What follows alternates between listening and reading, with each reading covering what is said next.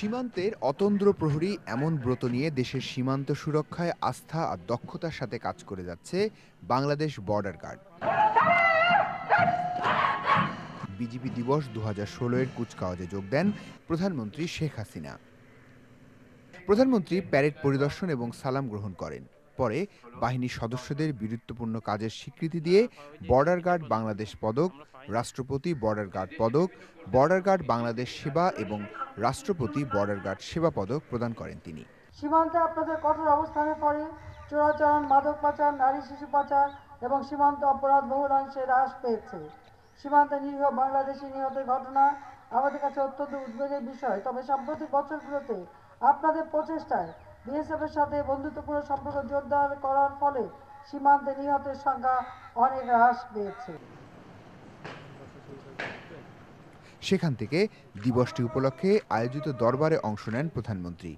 নির্বাচনকালীন সহিংসতার সময় দায়িত্ব পালন, রোহিঙ্গা সমস্যার সীমান্তে উত্তেজনা, রামুতে বৌদ্ধ পল্লীর নিরাপত্তা সহ ছিটমহলবাসীর পুনর্বাসনে বিজেপির ভূমিকা তাদের সুনাম ফিরিয়েছে বলে উল্লেখ করেন প্রধানমন্ত্রী শেখ হাসিনা। কোনো সমস্যা হলে সেই সমস্যা মারামারি কাটাকাটি করে শুধু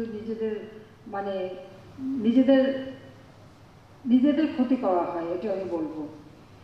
কাজে আমি যতদিন আছে অন্তত এইটুকু বলতে পারি যে সমস্ত সমস্যার সমাধান আমরা করতে পারবো। যে কোনো সমস্যার সমাধান করা যায়, আন্তরিকতাটা হচ্ছে বড় জিনিস। কাজে সেখানে কোনো সমস্যা হলে নিশ্চয়ই এটা আপনারা আমাকে জানাবেন এবং সেটা অবশ্যই আমরা সমাধান দিতে পারবো, এই বিশ্বাস আমার আছে। কাজে সেভাবে আপনারা দেশপ্রেমে উদ্বুদ্ধ হয়ে সততার সাথে, শৃঙ্খলার সাথে দায়িত্ব পালন করবেন, যেন আপনার এই প্রতিষ্ঠান আর যেন ভবিষ্যতে কখনো কোনো বদনামের মুখোমুখি না হয়, মানুষের থেকেও না হয়, যেন এই প্রতিষ্ঠানটা তার সম্মান নিয়ে মাথা উঁচু করে চলতে পারে, সেইভাবে আপনারা স্বীয় দায়িত্ব পালন করবেন, সেটাই শুধু আমি আপনাদের কাছে চাই।